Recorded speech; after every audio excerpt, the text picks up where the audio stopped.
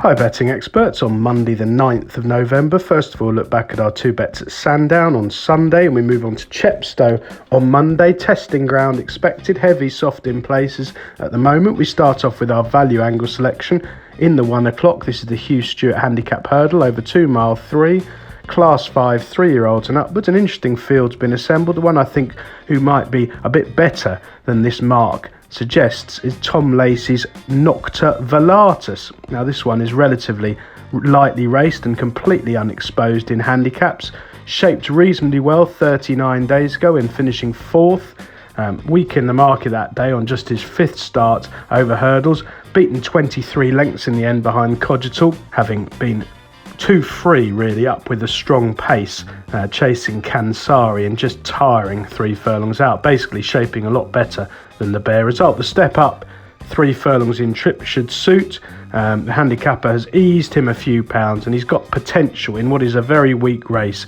He caught the eye a couple of times last season in really bad ground, notably when only beaten 20 lengths by Gary Claremont in a very useful race at Ludlow that's thrown numerous winners. On that piece of form, he's very well handicapped, and I do think everything will click sooner rather than later with him. The stable remains a bit quiet. They're 0 from 16 in the last fortnight, but Jonathan Burke's booked for the first time. It's a signal intent, and this one should be a lot fitter for that first run.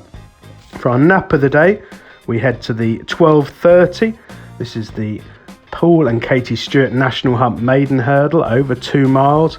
Class 4, 3-year-olds and upwards, £3,700 on offer to the winner, and I'm going to take a chance here with Fanfarandino of Anthony Honeyball. Now the positives were Honeyball, who completely missed most of last season. His horses weren't right at all, but has returned with a bang. 8 from 18 in the last fortnight, all flying, and this one has looked very promising in the bumper at Fosslas when beaten at a short price, and in 2 races at Exeter on really bad ground.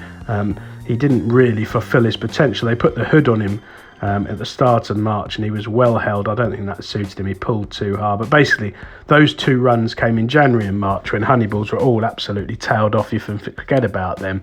His initial run at Fosslas when hammered in the market in heavy ground, finishing 2nd, is fair form, and he's just the type to improve dramatically now that the yard's back in better form. It's a pretty weak race. I suspect Paul Nicholls' new one will be a short price favourite, See Lot More Business. He turns up here 22 days after winning his bumper at Fosslas in heavy ground under Bryony Frost. He goes straight over hurdles with the ground to suit. He'll be hard to beat, but I think Fanfarandino remains with a bit of potential and is worth chancing at the prices. Best of luck on Monday, betting experts.